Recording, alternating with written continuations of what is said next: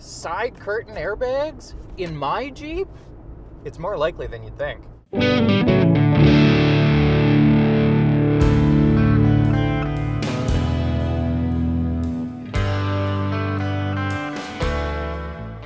This is the 2024 Jeep Wrangler 4xe, and at long last, the JL line has been updated. This latest update has brought with it a raft of significant updates to the long-standing model. So let's get right into it. It starts right from when you walk up to it. The eagle-eyed and especially the trail bangers will notice straight away that this thing doesn't have an antenna up there on the front corner. Jeep has finally joined the modern era with a windscreen integrated radio antenna. That's just a little thing, although those of us who like to hear that rattling off of branches as a little warning of what's to come will actually probably miss that. More importantly though, when you climb in, it's what that radio antenna feeds that really matters, because at long last, the dated and rather slow Uconnect systems have finally been replaced with the new Uconnect 5. It's a really clean new system, and it matches with an all-new dashboard that's really tidy and really well presented. Gone are the center round vents, although we still have those on the outer edges. In their place, we've just got these little low-profile rectangles. Above it though, this screen is really quite pleasant to use. Now standard across the Wrangler lineup, this system is 5 times faster than what we had before, and you get standard wireless Apple CarPlay and Android Auto.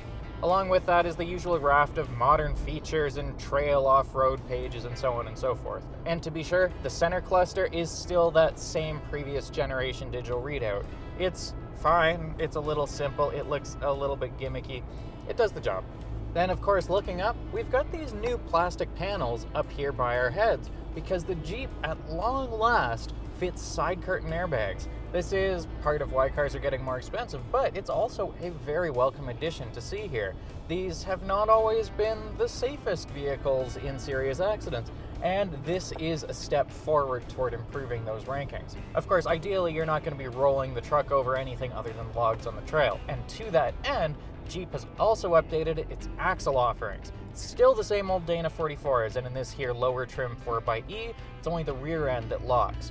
But once you get up to the Rubicon models, that rear axle has now gone from semi to full float. That's a significantly stronger setup, which not only should support greater weight and greater endurance, but also should make it a little friendlier for those who want to upsize from, in this case, the 33s to 35s, 37s, or whatever your heart desires.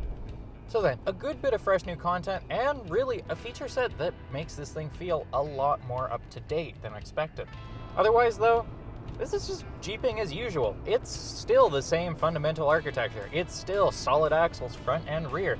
It's still 5-bit multi-link out there that does stabilize things and make it a heck of a lot more drivable than the previous models, as does the steeper rake windscreen on the modern JL models. That being said, it still drives like a Jeep, which is to say, not great on the road. Yes, multi-link makes it not bad, but that's not exactly a great threshold. These things are still big, they're washy, they wander, they require so much constant correction. This isn't a car that you can really drive distracted. You can't be looking down at your phone because you're gonna end up 3 lanes over or in a Honda Civic. Even a side wind will throw these Jeeps off course. They are so funny. They are not aerodynamic in the slightest, but that is part of their charm. Less charming, of course, has been their fuel economy, which has not always been a beacon of strength for these Jeeps over the years. This, however, is the 4xe, which does improve that quite significantly. The Jeep 4xe fits a 17 kilowatt-hour battery. It's a 400-volt system, and it can drive all electric, albeit only for up to a claimed 35 kilometers. Driven in actual conditions, or particularly in the cold as we are right now, you're not going to see that range. But it does significantly aid fuel economy.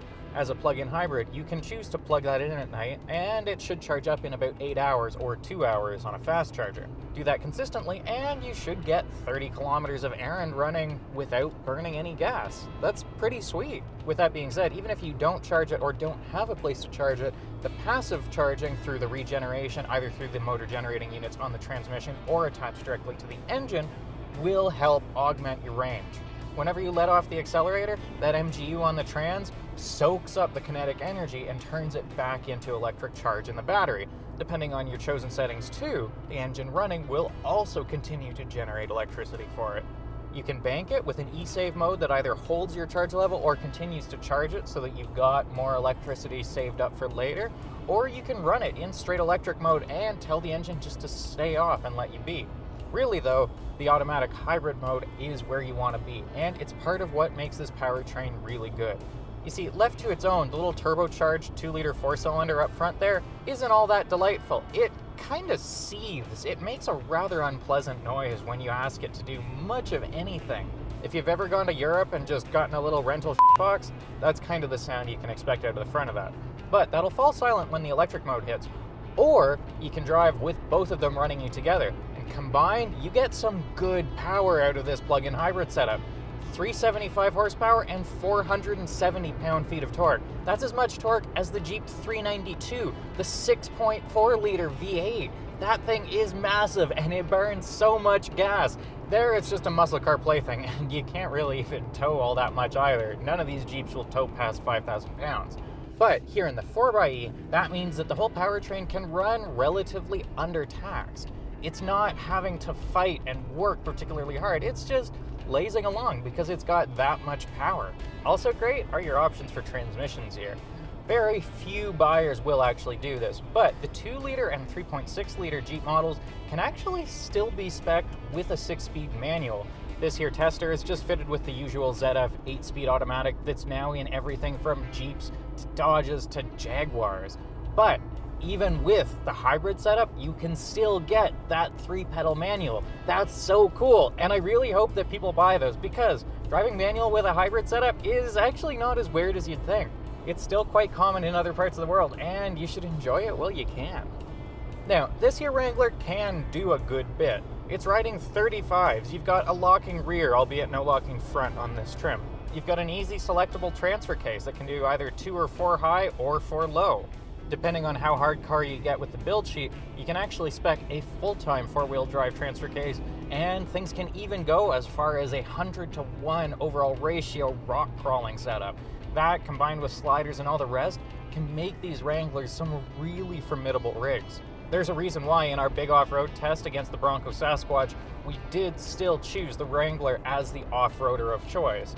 With that being said, the Bronco takes it for on-road because with independent front suspension and a bunch of other techs, it's a far more approachable and usable vehicle for the everyday consumer who's really just looking for a lifestyle purchase so that they can pull up to school in style.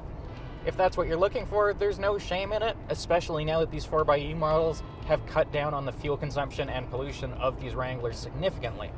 With that being said, you should go in eyes open. These Wranglers still suffer from a lot of wind noise. They're still kind of unwieldy to drive. Yes, they've gotten more efficient, but 12 average is still not as efficient as you would get in what may be a more suitably sized car for your actual needs. There is certainly a charm to the Wrangler's lack of refinement, but it does keep it something of a niche vehicle. And with all that then also comes a price. Wranglers are not inexpensive vehicles. The basest model without hybrid tech starts from $50,000. The 4xe hybrids, they start from $60,000, and pricing goes all the way up in the hybrids to $85,000, or if you're looking for the 392, up to just shy of $120,000. That is an enormous range, and yes, we have seen that Wranglers tend to hold their value in resale markets very well, but you still gotta buy the thing in the first place. With all that then, still a special vehicle, just for the right person. For Driving.ca, I'm Al Alder. For more off-roader news, reviews, previews, tests, and all the rest, be sure to check us out online over on Driving.ca, and check out our socials over on Instagram and Twitter.